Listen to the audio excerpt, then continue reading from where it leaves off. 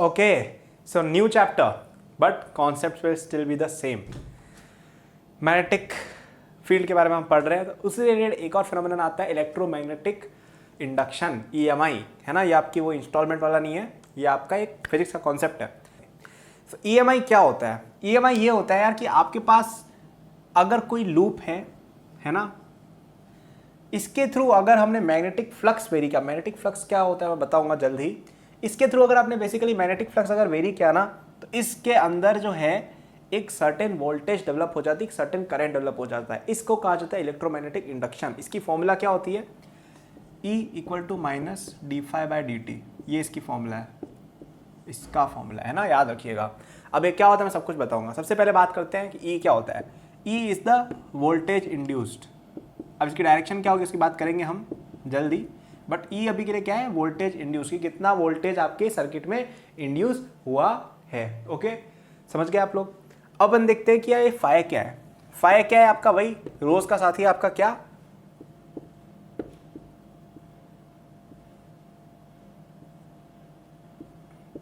ये magnetic flux. जैसे अपन electric flux नहीं निकालते थे गॉस लॉ में, वैसे मैग्नेटिक फ्लक्स निकलेगा इसमें, B.ds, है ना। तो ये हो गई बात, मतलब बिल्कुल सेम चीज है। मैग्नेटिक फील्ड लेनी है, उसको ds से मल्टीप्लाई करना है, बस यही है और कुछ है ही नहीं। ओके, तो ये हो गया आपका मैग्नेटिक फ्लक्स, और d/dt तो वही है। तो अब जैसे मैं क्वेश्चन की बात करें, तो अगर आपके पास एक सर्कल है with of radius pi, of radius r, capital R, ठीक है, ये आपका एक सर्कल है।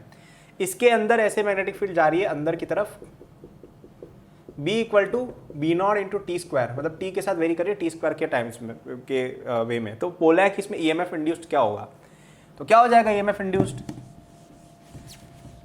E क्या हो जाएगा? -dφ/dt हो जाएगा। कुछ भी नहीं करना है, फाई निकालना है, उसका डेरिवेटिव लेके माइनस कर देना है विद रिस्पेक्ट टू टाइम, ठीक है। तो -d/dt of what? Phi. Phi क्या होता है मैंने अभी भी बताया, एरिया इनटू मैग्नेटिक फील्ड, है ना, B.ds का इंटीग्रल। अब यहाँ पे मैग्नेटिक फील्ड क्योंकि यूनिफॉर्म है तो अपन डायरेक्ट एरिया से मल्टीप्लाई कर देंगे। तो एरिया क्या है? πr²। मैग्नेटिक फील्ड कितनी है? B0 t²। इसको डिफरेंशिएट किया तो क्या आ जाएगा? -πr² B0 × 2t। तो लिख दो आंसर, ये जो हमारा आंसर है। अब ये माइनस का मतलब ये है कि अपोजिट टू जो मैग्नेटिक फील्ड की वेरिएशन है उसके अपोजिट है। तो मैग्नेटिक फील्ड इधर बढ़ रही है, तो यानी इस साइड। तो इस साइड का मतलब क्या है कि आपका थंब, हाँ अब डायरेक्शन कैसे बताना है वो मैं बता देता हूँ, ठीक है।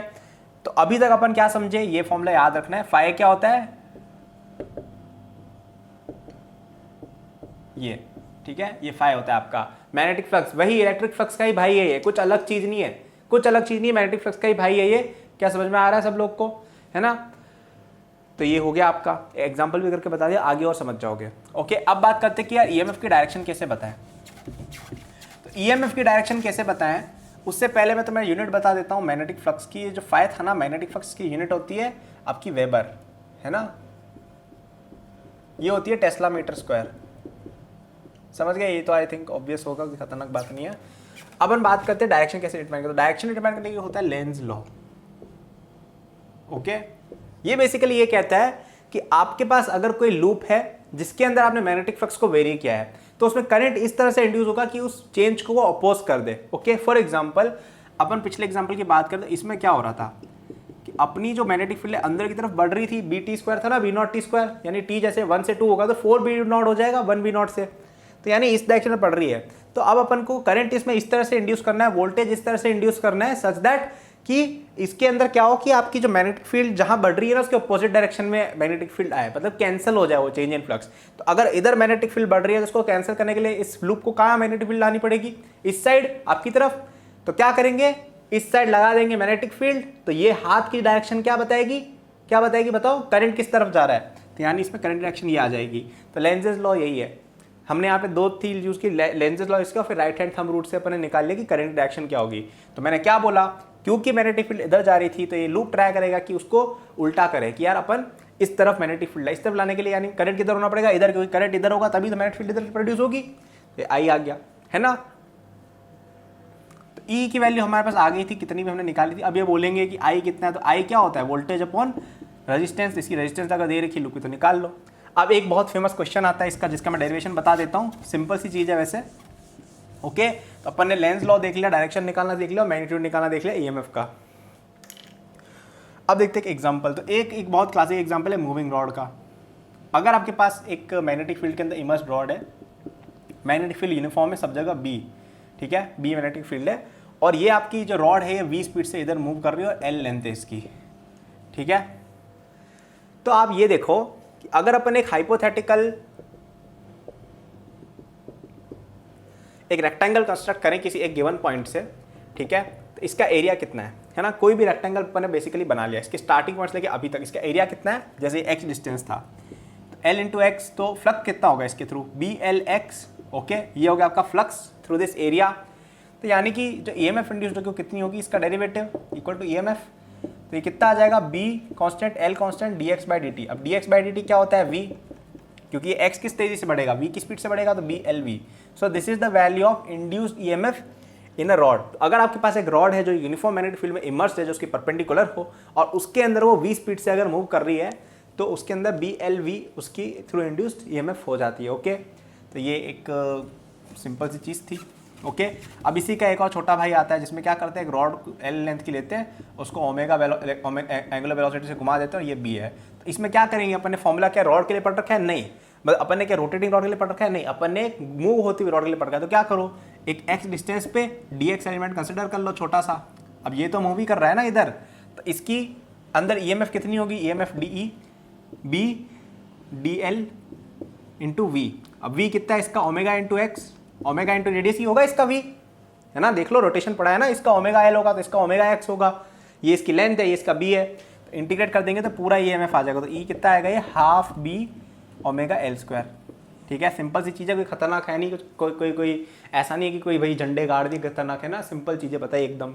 तो मैंने क्या क्या देख लिया, अपन ने सबसे पहले देख लिया कि EMF निकालते कैसे, देखो एकदम सिंपल चीज़ है, कुछ खतरनाक नहीं था इसके अंदर अभी तक। फिर अपन ने देखा कि लेंस लॉ यानी डायरेक्शन कैसे डिटरमाइन, जैसे इसके अंदर अपन डायरेक्शन की बात करते हैं, तो देखो इस लूप के अंदर मैग्नेटिक फील्ड इस तरफ बढ़ रही है ना, यानी कि अपन चाहिए कि इस तरफ मैग्नेटिक फील्ड बढ़े, इस तरफ मैग्नेटिक फील्ड बढ़ाने के लिए अपन को करंट कितना लेना होगा, इस डायरेक्शन में, यानी कि करंट जाएगा ऐसे। तो ये आप देख सकते हो, ठीक है, सिंपल सी चीज़ है एकदम। अब यहाँ पे लोग पता नहीं कोई लेफ्ट हैंड रूल पता नहीं क्या क्या लगाते रहते हैं, फ्लेमिंग बाढ़ में जाए वो सब। आपको केवल एक रूल याद रखना है, लेंस लॉ, बस, दुनिया भर के रूल याद नहीं करना है। मैं देखो कोर्स में तुम देख रहे हो, मैं मिनिमम रिक्वायर्ड चीज़ें बता रहा हूँ, क्योंकि बच्चे ये भी याद, भाई तुम में से बहुत लोगों को ऐसा लग रहा होगा कि यार ये क्या बता दिया, भाई ये भी याद रख लोगे ना जेई के अंदर तो भी बहुत बारे न्यारे हो जाएंगे, ठीक है। तो ये एटलीस्ट बेसिक्स अपने को याद होने चाहिए। तो ये हो गया अपना अभी तक का मोशनल EMF तक। तो यहाँ पे एक स्पेशल तरह की फिनोमेना नोटिस होती है जब आपकी मैग्नेटिक फ्लक्स चेंज हो रही होती है किसी एरिया में, that is the concept of induced electric field. तो देखो ऐसा होता है कि इलेक्ट्रिक फील्ड अपन ने अब तक जो पढ़ी थी वो चार्जेस की वजह से कंजर्वेटिव फील्ड होती थी, एकदम कंजर्वेटिव फील्ड, मैंने बताया था 11th में क्या होता है। तो यहाँ पे एक स्पेशल तरह की इलेक्ट्रिक फील्ड आती है विच इज नॉन इलेक्ट्रोस्टैटिक, मतलब एक स्टैटिक चार्ज की वजह से नहीं है, वो मैग्नेटिक फील्ड की वेरिएशन की वजह से आ रही है, not because of some charge. And second वो नॉन कंजर्वेटिव है, ओके। तो देखते हैं, तो अपन जैसे मान लेते हैं कि अगर इलेक्ट्रिक फील्ड E इंड्यूस हो रही है और उसकी वजह से charge total distance DL move कर रहा है और उसको इंटीग्रेशन कर लेंगे, तो ये क्या हो गया आपका work done per unit charge which is equal to nothing but EMF which is equal to nothing but minus d∅dt।